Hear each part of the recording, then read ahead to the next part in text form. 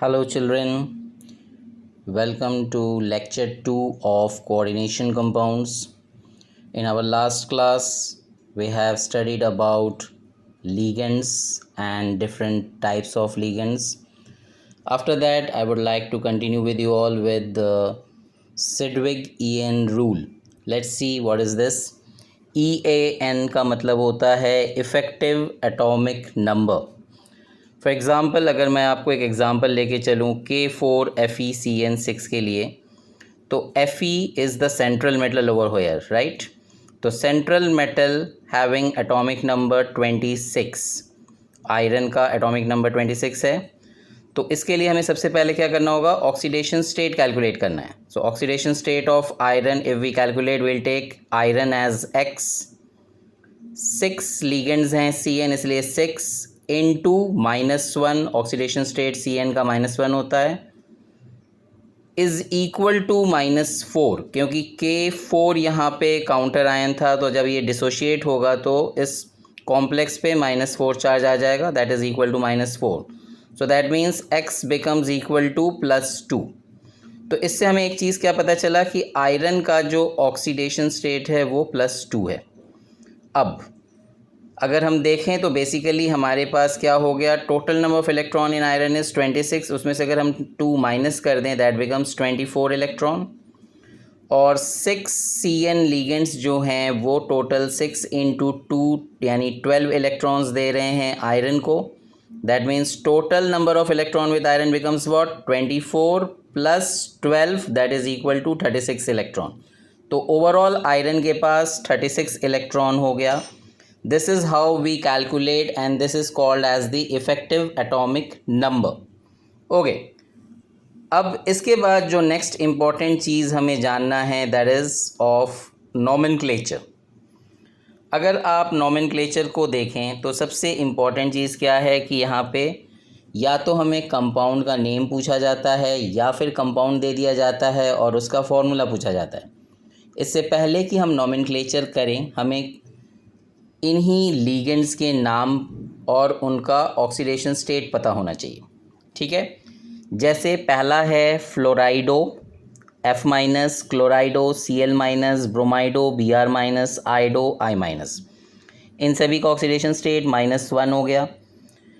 OH- hydroxo, NO2- nitrito N, ONO nitrito O. इसका मतलब क्या हुआ कि मेटल के साथ नाइट्रोजन अपना लोन पेयर शेयर करेगा. जब हम नाइट्राइटो O कह रहे हैं यानी कि O ऑक्सीजन जो है वो मेटल के साथ अपना इलेक्ट्रॉन शेयर करेगा. Cn- साइनो, दैट मीन्स इन सब का ऑक्सीडेशन स्टेट -1 हो गया. Then comes NCS- that is thiocyanato N, that means N is going to give its electron, lone pair of electron to metal.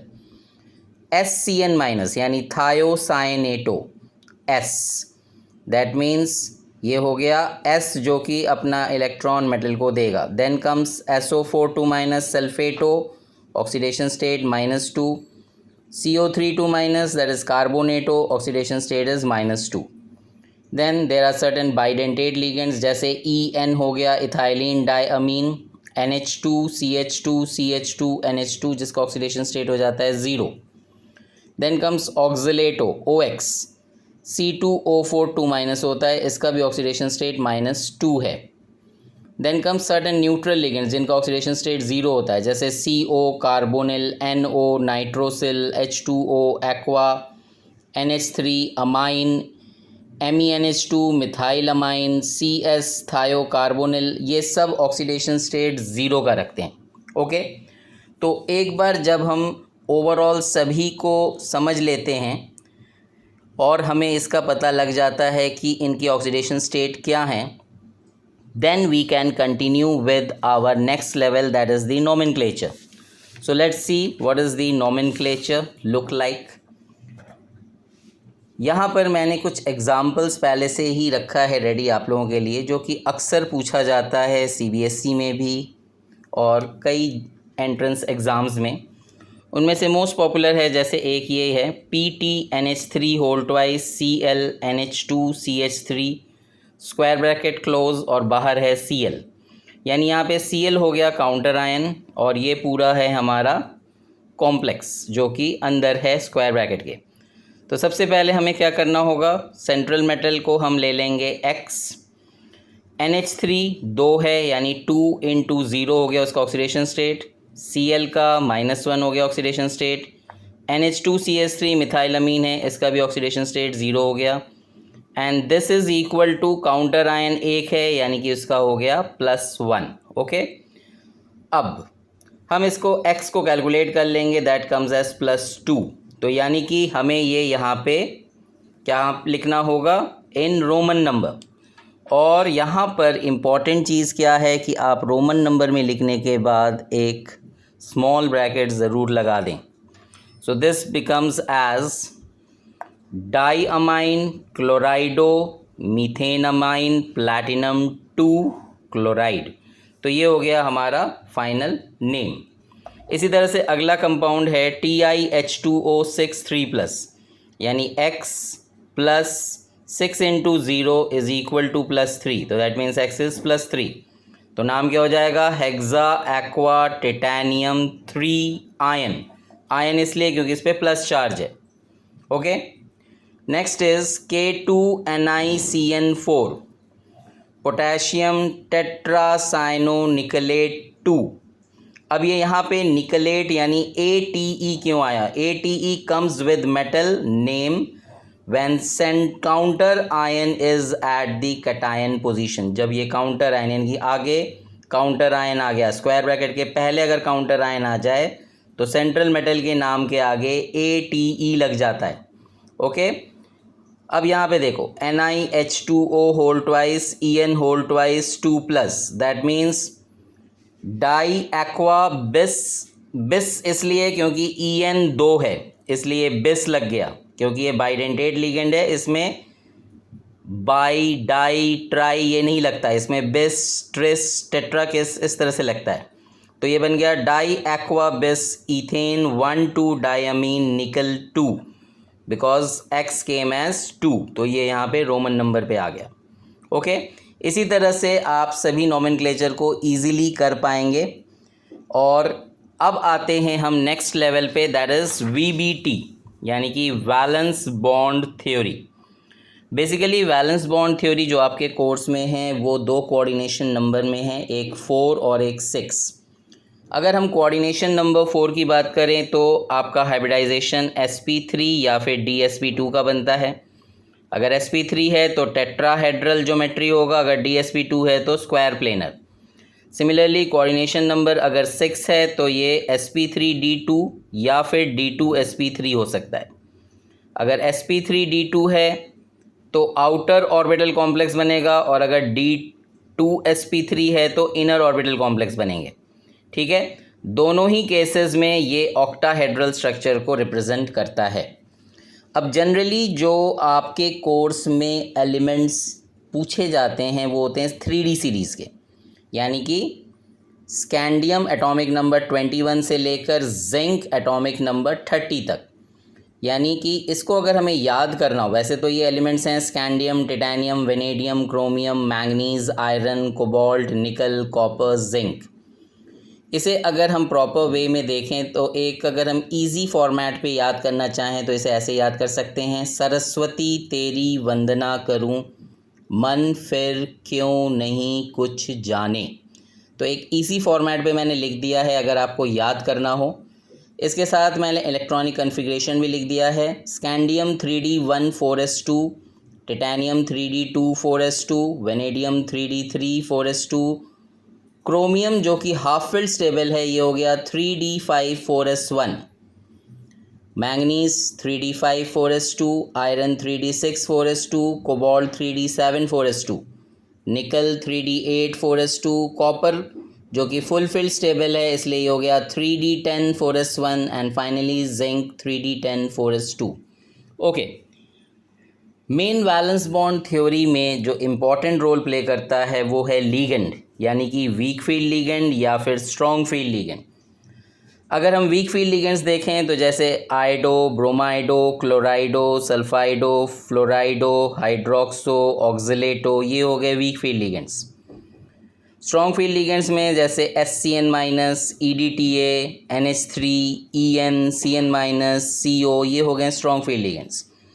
अब इस वीक फील्ड और strong field के बीच में एक ऐसा लिगेंड है जो कि अकॉर्डिंगली काम करता है, वो है H2O। अगर हम H2O को देखें तो स्कैंडियम से लेकर मैंगनीज तक में ये स्ट्रॉन्ग फील्ड लिगेंड की तरह काम करता है, और आयरन से लेकर के जिंक के बीच में ये वीक फील्ड लिगेंड की तरह काम करता है।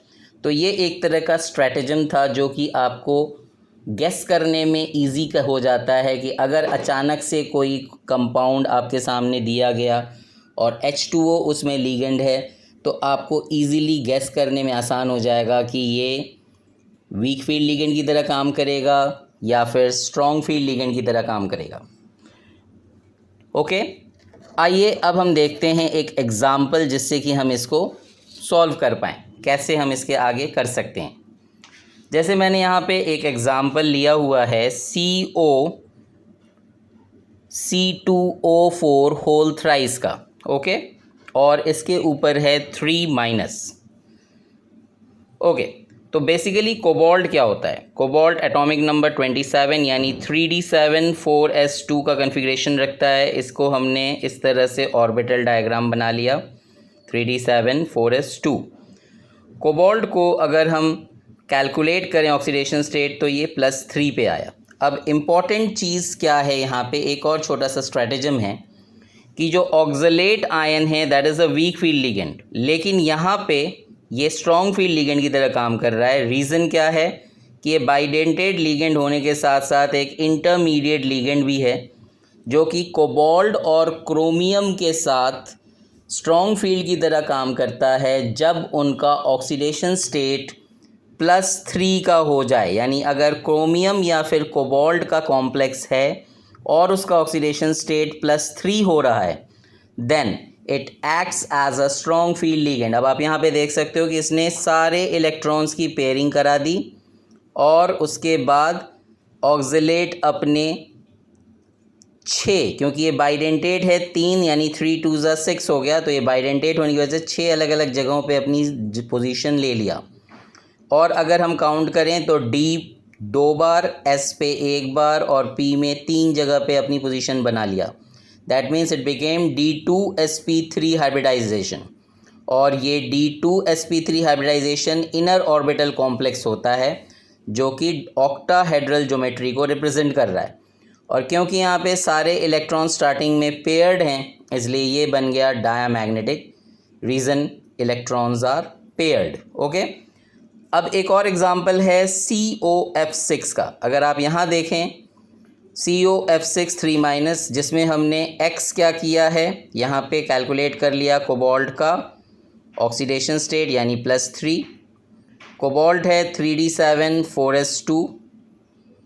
कोबाल्ट ग्राउंड स्टेट में 3d7 4s2 का हमने यहाँ पे क्या कर लिया, कैलकुलेट कर लिया ऑर्बिटल डायग्राम। और अब जब हम यहाँ पे देख रहे हैं तो fluorine is what, it is a weak field ligand, तो no pairing takes place. Straight away उसके आगे अब 4s 4p और 4d तक हम ऑर्बिटल को ले जाएंगे क्योंकि ये यहाँ पे क्या कर रहे हैं, 6 फ्लोरीन को आना है। तो 6 फ्लोरीन्स के लिए हमारा जो जगह बन रहा है that is for 1s 3p and 2d। तो टोटल हाइब्रिडाइजेशन क्या बन गया, sp3d2, and since D2 is at the last so it became outer orbital complex। Geometry फिर से octahedral but this time this is paramagnetic क्योंकि यहाँ पे electrons are not paired। okay, now एक easy way जो आपके लिए हमेशा एग्ज़ाम में मदद करेगा, मैंने एक easy way में कैलकुलेशन रखा है, आपको सिर्फ याद करना है। This is another stratagem. अगर कोऑर्डिनेशन नंबर 6 है, यानी कि कॉम्प्लेक्स का कोऑर्डिनेशन नंबर अगर 6 है, तो अगर एलिमेंट उसमें स्कैंडियम, टिटेनियम, वेनेडियम या फिर क्रोमियम है, यानी कि D0 D1 D2 या फिर D3 है, तो स्ट्रेट अवे आपका हाइब्रिडाइजेशन D2sp3 आ जाएगा, फिर चाहे वो लिगेंड स्ट्रॉन्ग फील्ड हो या फिर वीक फील्ड हो। अगर उसके बाद के एलिमेंट्स हैं जैसे मान लो chromium, manganese, iron, cobalt D4 D5 D6 D7 का, तो हाइब्रिडाइजेशन D2sp3 होगा अगर स्ट्रॉन्ग फील्ड लिगेंड है, और अगर वीक फील्ड लिगेंड हुआ तो हाइब्रिडाइजेशन sp3d2 का हो जाएगा। सिमिलरली अगर D8, D9, D10 है यानी कि निकल, कॉपर या फिर जिंक है, फिर चाहे वो स्ट्रॉन्ग फील्ड है या वीक फील्ड लिगेंड है, हाइब्रिडाइजेशन sp3d2 का होगा। यानी कि आपको VBT के लिए हाइब्रिडाइजेशन कैलकुलेट करने के लिए पूरा VBT मेथड लगाने की ज़रूरत नहीं है। ये इजी वे आउट है। आप स्ट्रेट अवे जेई में जाकर एडवांस लेवल का एग्ज़ाम दीजिए और ये याद करके जाइए, इजीली आपके सारे आंसर सही होंगे। इसी तरह से कोऑर्डिनेशन नंबर 4 में sp3 या फिर DSP2 ये दो ही हाइब्रिडाइजेशन बन सकते हैं। ओके, अगर D7 है तो वीक फील्ड लिगेंड में sp3, स्ट्रॉन्ग फील्ड लिगेंड में DSP2। अगर D8 है तो वीक फील्ड लिगेंड में sp3, स्ट्रॉन्ग फील्ड लिगेंड में DSP2। अगर D9 है तो वीक फील्ड लिगेंड में sp3, स्ट्रॉन्ग फील्ड लिगेंड में DSP2। और D10 है तो वीक फील्ड हो चाहे स्ट्रॉन्ग फील्ड हो, दोनों ही जगहों पे sp3 ही आता है। ओके, तो यानी कि अगर मैं इन सब को एक साथ कर दूं तो सिंपल सा स्ट्रेटजम क्या है कि D7, D8, D9 के लिए weak field ligand sp3 hybridisation देगा, strong field ligand DSP2 hybridisation देगा, और D10 चाहे वीक फील्ड हो या स्ट्रॉन्ग फील्ड हो sp3 हाइब्रिडाइजेशन ही देगा। ओके, नाउ एक और छोटा सा स्ट्रैटेजम आपके एडवांस लेवल के लिए मैंने तैयार किया हुआ है जो कि आपको इजीली क्लियर करा देगा, एंड दैट इज़ व्हाट, कुछ लीगेंड्स जैसे अमोनिया एक लीगेंड है, strong field ligand, weak field ligand दोनों में काम कर सकता है। अगर वीक फील्ड लीगेंड है तो ज़्यादातर ये आयरन, मैंगनीज़ और कोबाल्ट जब +2 ऑक्सीडेशन स्टेट में होते हैं तब ये काम करता है। और इसका रीज़न क्या है कि इफ़ेक्टिव न्यूक्लियर चार्ज जो है इन मेटल्स की लेस होती हैं, इसलिए यहाँ पर अमोनिया वीक फील्ड लिगेंड की तरह काम करता है। ठीक है, अगर ऑक्सीजन यानी O डोनर है, ओके, तो वीक फील्ड लिगेंड। अगर स्ट्रॉन्ग फील्ड लिगेंड की हम बात करें जैसे कोबाल्ट या फिर कॉपर के साथ, जब वो +2 ऑक्सीडेशन स्टेट पे है तो फिर से इफेक्टिव न्यूक्लियर चार्ज यहाँ पे हाई हो जाता है, इसलिए ये स्ट्रॉन्ग फील्ड लिगेंड की तरह काम करना शुरू कर देता है। अगर कोई मेटल जिसका ऑक्सीडेशन स्टेट +4 है तो वहाँ पे सभी लिगेंड्स जो आके जुड़ेंगे वो स्ट्रॉन्ग फील्ड लिगेंड के ही होंगे। अगर 4D 5D सीरीज़ के मेटल्स हैं तो सभी लिगेंड स्ट्रॉन्ग फील्ड लिगेंड के होंगे। इसी तरह से प्लैटिनम या फिर पैलेडियम अगर +2 ऑक्सीडेशन स्टेट पे है और कोऑर्डिनेशन नंबर 4 है तो यहाँ पर 4D8 कन्फिग्रेशन ध्यान रखिएगा इनका, और स्ट्रॉन्ग फील्ड लिगेंड के साथ हाइब्रिडाइजेशन DSP2 का ही देगा। लेकिन अगर प्लैटिनम +4 या फिर पैलेडियम +4 ऑक्सीडेशन स्टेट पे है तो कोऑर्डिनेशन नंबर 6 होगा स्ट्रॉन्ग फील्ड लिगेंड्स के केस में, और हाइब्रिडाइजेशन D2sp3 का होगा। ओके, तो उम्मीद करता हूँ कि आपको इस लेक्चर 2 में सभी चीज़ें टिल VBT समझ में आ गई होंगी। Hope you have understood everything. Thank you very much.